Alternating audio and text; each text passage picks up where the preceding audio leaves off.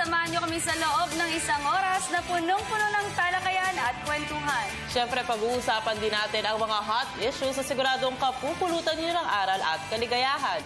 Pero siyempre, babatiin natin sila ng Good Morning, Boss! And of course, we'd like to welcome our very special guest host for today, Mr. Al Javenio. Good morning! Good morning! Good morning, Carla and Dayan. Good morning at magandang umaga po sa lahat ng ating mga amigo Luzon, Visayas at Mindanao, mga Bisaya, may buntag.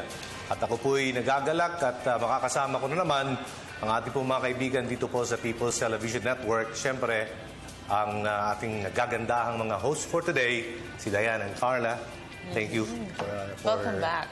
Having me here. Yes, of course, it's happy Wednesday. It's the middle of the week. Marami tayong pag-uusapan ngayong umaga. Interesting topics at live discussions. At syempre, importante rin pag-usapan natin ang mga napapanahong issues. Kaya naman, simulan na natin ang ating Teka Moment.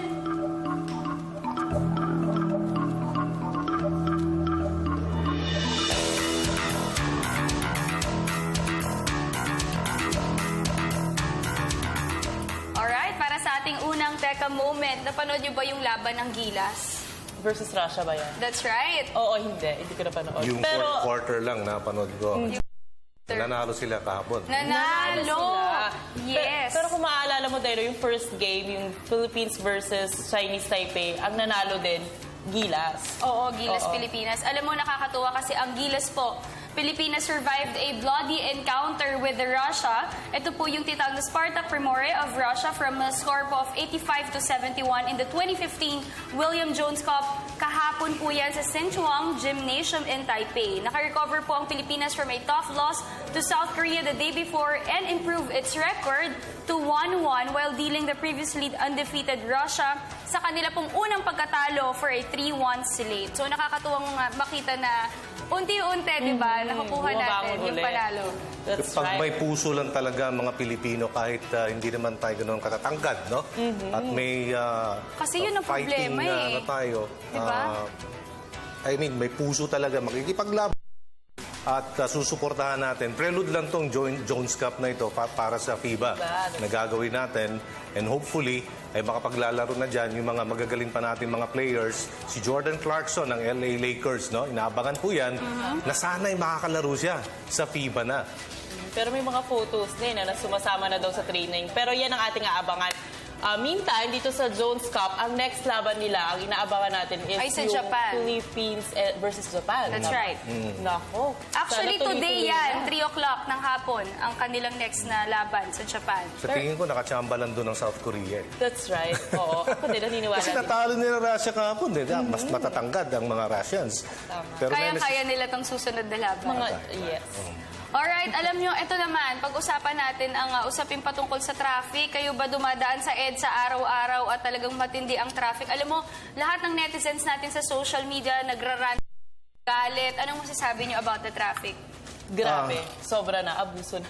Parang ngayong panahon, pag grabe yung traffic, actually wala na siyang pinipiling oras kasi before, di ba, rush hour lang naman traffic. Pero ngayon, umaga, tanghali, gabi, window hour, bayan o hindi, traffic. Yes. Kahit nga sa atin, palabas pa lang, sa Mindanao Avenue, mararanasan mo na yung traffic. Kahit saan ka pumunta sa Metro Manila, traffic na. Ano po ba nangyayari? Dapat dito may political will ng ating pamahalaan kasi sinasabi nila, tatanggalin na yung mga bus terminal sa EDSA. Matagal na yan na dapat aksyonan ng MMDA. At yung enforcement and discipline ng ating mga motorista na dapat ay sumunod tayo talaga sa daloy ng traffic. No? HPG na ngayon, ang Highway Patrol Group, ang lead agency. Secondary na lang ang MMDA. So pag magkakaroon tayo ng enforcement, sana ay susunod ang ating mga motorista. Ang choke points yan, 6 yan from Guadalupe. Bakit may choke point dyan? Dahil dumadaan yung mga jeepney, PUJs, no? Mga public utility jeepneys, na dapat iwasan yung EDSA. At saka yung mga infrastructure projects na ipinatutupad ng pamahalaan, dapat 24 hours. Hindi yung sa gabi walang nagtatrabaho. Kasi yung mga side streets, dapat daanan din yan para maiwasan natin ng EDSA. Ngayon, kung halimbawa, dyan naman sa Makati, may mga naka-double park dyan. O kaya yung bawat kalye, pinaparadahan. So, nagiging one lane na lang yung, yung mga kalsada. And also, sabi rin ng ating president, the most radical solution that he na nakikita ng Aquino administration now is yung odd-even scheme implementation. Pero he knows na marami mag-o-oppose nito ng mga Pilipino at hindi papayag dahil nga hindi na nila magagamit yung kanilang mga kotse dahil babalik tayo sa odd-even scheme. Pero ito na yung pinaka-pwedeng solusyon to ease traffic congestion. Kasi nga, ngayon kasi nag-window lang tayo between 10 a.m. in the afternoon. Okay. Tapos balik na naman yung mga sasakyan. So balik na naman tayo sa maliban dyan, Dayan, no? Sa effective mass transport system natin.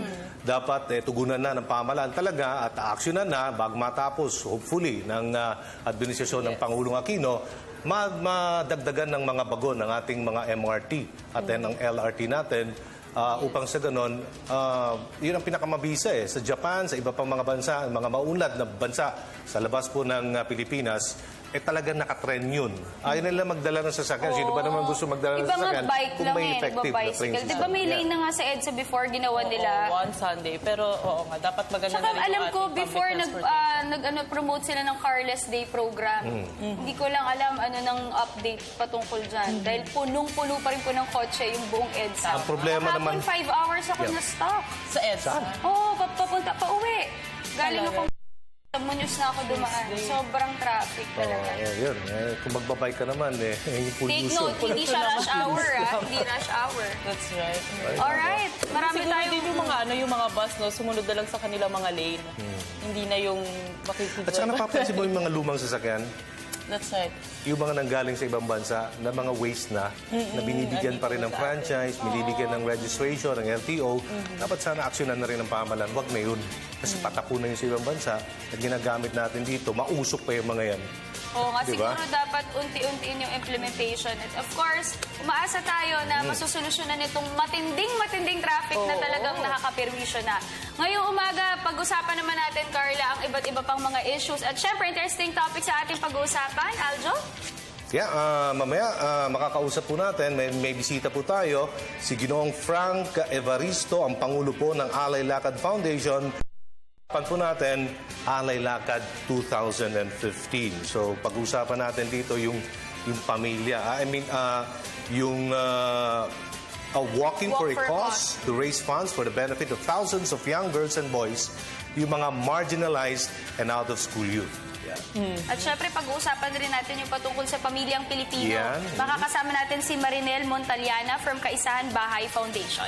Mapapanood naman natin ang ETC Scientist of the Week at ang I Love My Culture. Maaari nyo rin kami mapanood via live streaming ptv.ph. Maaari nyong ilike aming Facebook page, facebook.com/gmorningboss. I-follow aming Twitter account @gmorningboss at bisitahin na rin ang aming YouTube page, PTV Space PH.